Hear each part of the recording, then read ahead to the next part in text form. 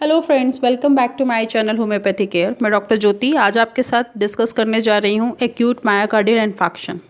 It is a result of coronary thrombosis या occlusion of the coronary artery by the rupture of the atheromatous plaque या there is the necrosis of an area of myocardium. जो infections होगा prolong obstructions of the coronary artery या inadequate myocardial demand की वजह से infections होगा या some time जो एमआई होता है उसका कॉज जो होता है एम्बोलिक ऑक्लूजन और वेस्कुलाइटिस। बहुत सारे पेशेंट की डेथ हो जाती है first few hour of MI pain में एंड देन अदर जो होगा अफेक्टेड होंगे इम्पेयर्ड कार्डियक फंक्शंस की वजह से। इंसिडेंस हम देखें तो वेल डेवलपिंग कंट्रीज़ में acute MI accounts for 10 to 25% of all death होती हैं। एंड देन एज अगर देखा जाए तो जो हायर एल्डरली एज वाले ग्रुप वाले पेशेंट होते हैं जैसे 40 प्लस वाले जो पेशेंट होते हैं उनमें हार्ट अटैक के मेजर रिस्क के चांसेस हो सकते हैं। और अदर जो रिस्क फैक्टर होंगे वो लाइक हाइपरटेंसिव पेशेंट हो सकते हैं, डायबिटीज़ मेलाइटस पेशेंट हो सकते हैं, जो सिगरेट स्मोकिंग करते हैं उन वो पेशेंट्स में ज़्यादा इफेक्ट हो सकता है। डिसलिपिडेमिया या फैमिलियर हाइपर कोलेस्ट्रेमिया की वजह से भी हाइपर एमआई हो सकता है पेशेंट्स में। सेक्स डिटर्मिनेशन देखें तो मोस्टली जो होते हैं मेल्स पेशेंट फीमेल की अपेक्षा मेल पेशेंट जो होता है हायर रिस्क रहता है उसमें। जो फीमेल पेशेंट होती हैं due to protection influence of the estrogen की वजह से फीमेल्स में एमआई आने के चांसेस कम हो जाते हैं, लेकिन आफ्टर मेनोपॉज ये चांसेस सेम इक्वल हो जाते हैं, मेल एंड फीमेल रेशियो बराबर रहती हैं। एटियोपैथोजेनेसिस देखें तो मायोकार्डियल जो इस्चीमिया होगा बहुत सारे रीजन से हो सकता है, या तो डिमिनिश्ड हो जाती है blood flow, coronary blood flow, या ड्यू टू कोरोनरी आर्टरी कोई डिजीज़ होने की वजह से, वहाँ वॉल्व डायलिटेशन होने की वजह से, या अदर कोई प्रॉब्लम होने की वजह से, या शॉक हो गया वहाँ पे, इसके वजह से डिमिनिश्ड हो जाती है coronary blood flow. And then increase हो जाता है मायोकार्डियल डिमांड। एक्सरसाइज या इमोशन के केसेस में देखते हैं कि इंक्रीज मायोकार्डियल डिमांड हो जाते हैं, सेल्स की डिमांड बढ़ जाती है मायोकार्डियल की ड्यूरिंग एक्सरसाइज में।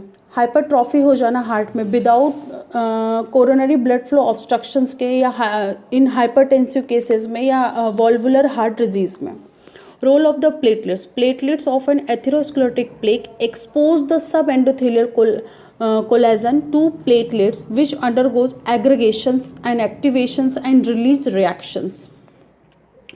Acute plaque rupture. Acute plaque rupture होना slow developing coronary ischemia for stenosing coronary atherosclerosis of high grade may not cause of acute MI। ये acute MI का cause नहीं होता, बट जो continuous episodes of angina pectoris का जो pen होगा अगर पेशेंट्स में कंटिन्यू आ रहा है या बहुत सारे एपिसोड्स उसके आ गए तो ये आगे जाने के बाद MI का कॉज बन सकता है। या जो प्लाक बना है वो रप्चर हो जाने की वजह से, या हेमरेज हो प्लाक में हेमरेज हो जाने की वजह से एक्यूट एमआई हो सकता है, या उसमें कोई थ्रोम्बोसिस हो जाना, या फिर वहाँ पे इंटरम्यूरल हेमरेज हो जाना, ये सारे कॉज हो सकते हैं एक्यूट एमआई के।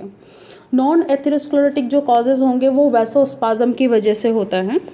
वहाँ की जो आर्टरी होगी कोरोनरी आर्टरी होगी वहाँ वो नैरो हो जाना, या फिर कोई वैसोस्पाज्म हो जाएगी कोरोनरी आर्टेरियल ट्रंक में ड्यू टू एथेरोस्क्लेरोटिक रीजन की वजह से। स्टेनोसिस हो जाना कोरोनरी ऑस्टिया में, वहाँ की जो आर्टरी होगी वो नैरो हो जाती हैं, या वहाँ की आर्टरी में इन्फ्लामेशन हो जाना, ठीक है, एम्बोलिज्म हो जाना, थ्रोम्बोटिक डिजीज़ हो जाना, ट्रॉमा हो जाना, कंटूजन्स ऑफ द कोरोनरी आर्टरी, या पेनेट्रेटिक कोई इंजरी हो जाना प्रोड्यूस, उसके वजह से थ्रोम्बोटिक ऑक्लूजन्स हो जाते हैं वहाँ पे।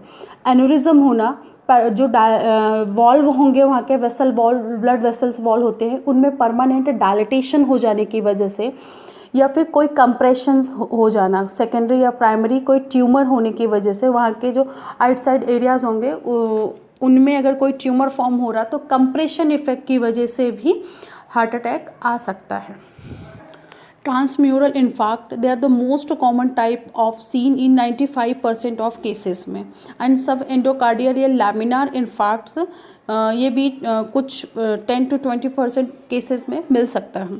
Type of the infarct have been classified into number of the way according to the anatomical region of the left ventricle involved. They are called anterior, posterior, lateral, septal, circumferential, and their combination like anterolateral and posterolateral and anteroseptal. According to the degree of the thickness of the ventricular wall involved, infarct are two types. Full thickness are transmural type. They involve the entire thickness of the ventricular wall. And then second is the subendocardial laminar. When they occupy the inner subendocardial half of the myocardium. Third is the according to the age of infarct. There are two types. Newly formed infarct, acute और recent और fresh infarct हो सकता है, and advanced infarct called as old या healed organized या scar जो होगा वो इसमें इन्वॉल्व होगा. लोकेशन के अकॉर्डिंग देखा जाए तो इन स्टेनोसिस ऑफ द अगर left anterior descending coronary artery में स्टेनोसिस या नैरोविंग हो जाने की वजह से 40 to 50% चांसेस हो सकते हैं. And then stenosis of the right coronary artery ने 30 to 40% केसेस में मिल सकता है. And stenosis of the left circumferential coronary artery और 15 to 20% केसेस इसमें मिल सकते हैं. इतना इन्वॉल्वमेंट ये परसेंटेज लोकेशन बताएंगे इन्फार्क्ट के कि किस जिन एरिया पे ये आर्टरी का सर्कुलेशन होता है, जहाँ पे ये आर्टरी ब्लड का सर्कुलेशन करती है उन एरिया में अफेक्ट बताती हूँ. देन हम मॉर्फोलॉजिकल फीचर्स देखें तो gross changes and light microscopy changes में देखा जाए फर्स्ट 6 आवर्स में देखा जा रहा फर्स्ट वीक में तो केवल वहाँ की सेल्स में पेलनेस आएगी. और लाइट माइक्रोस्कोपी से देखें तो स्ट्रेचिंग ऑफ द फाइबर्स में स्ट्रेचिंग होना शुरू हो जाएगा. 6 to 12 आवर्स में देखें तो पेलनेस वहाँ की सेल्स में बढ़ जाएगी इंजुरी होने की वजह से. या फिर लाइट माइक्रोस्कोपी से देखेंगे तो कोगुलेटिव नेक्रोसिस स्टार्ट हो जाएगी, न्यूट्रोफिल्स इन्फिल्ट्रेशन स्टार्ट हो जाएगा और वहाँ पे इडिमा और हैमरेज प्रेजेंट हो सकता है. 24 आवर्स में देखें तो जो पेलनेस होगी वो बढ़ के साइनोसिस रेड पर्पल एरिया में ऑफ हैमरेज वहाँ पे स्टार्ट हो जाएगा. और लाइट माइक्रोस्कोपी में जब शो होगा तो वहाँ पे कोगुलेटिव नेक्रोसिस बहुत ज़्यादा बढ़ जाएगी और उनके मार्जिन्स पे न्यूट्रोफिल्स इन्फिल्ट्रेशंस स्टार्ट हो जाएगा. 48 to 72 आवर्स में पेलनेस और हाइपरेमिक सेल्स दिखेंगी. उसके बाद यहाँ पे लाइट माइक्रोस्कोपी में दिखेगा कोगुलेटिव नेक्रोसिस कंप्लीट हो जाएगा and then neutrophils infiltrations well developed हो जाएंगे.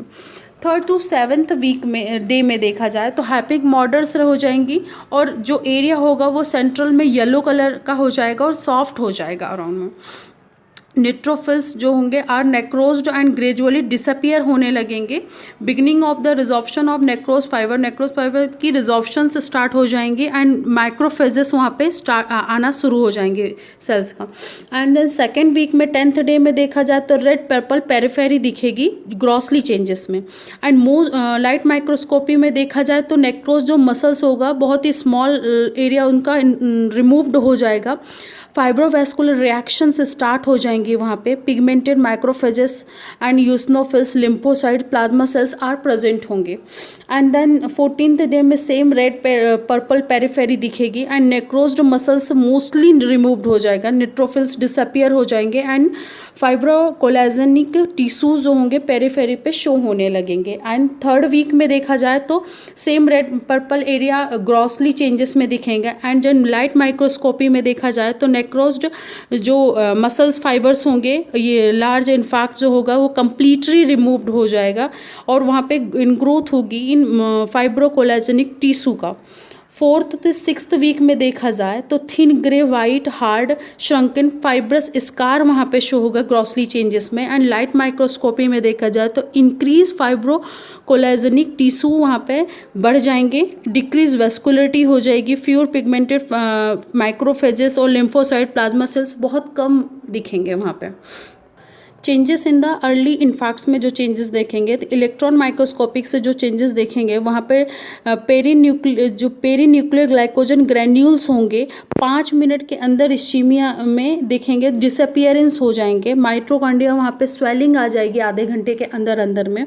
डिसरप्शंस हो जाएंगे सार्कोलेमा का. न्यूक्लियर जो अल्टरेशंस हो जाएगा लाइक पेरिफेरल क्लम्पिंग होना शुरू हो जाएगा. केमिकल एंड हिस्टोकेमिकल चेंजेस में देखा जाए तो ग्लाइकोजन डिप्लीशन से स्टार्ट हो जाएंगे मायोकार्डियल फाइबर्स में 1 आवर्स के अंदर, एंड लैक्टिक एसिड इंक्रीज हो जाएगा मायोकार्डियल फाइबर्स में, पोटेशियम का लॉस होगा इस्चेमिक फाइबर में, एंड सोडियम की मात्रा बहुत ज़्यादा बढ़ जाएगा, कैल्शियम इनफ्लक्स हो जाएगा। Diagnosis of the acute myocardial infarctions made of the 3 type of observation. First is the clinical features, second is the ECG changes, and third is the serum enzyme determinations. जो clinical features जो मिलेंगे, सबसे पहले pen मिलेगा, pen बहुत ही severe prolong duration का हो सकता है, सब स्टर्नल प्रीकॉर्डियल लोकेशंस पे हो सकता है, अनरिलीव्ड नहीं होगा रेस्ट करने पे, और नाइट्रोग्लिसरीन इंजेक्शंस देने पे भी अगर कवर नहीं होता, pain continue same as it is conditions में रहे तो वो हमें इंडिकेट करेगा मायोकार्डियल इन्फेक्शंस की ओर।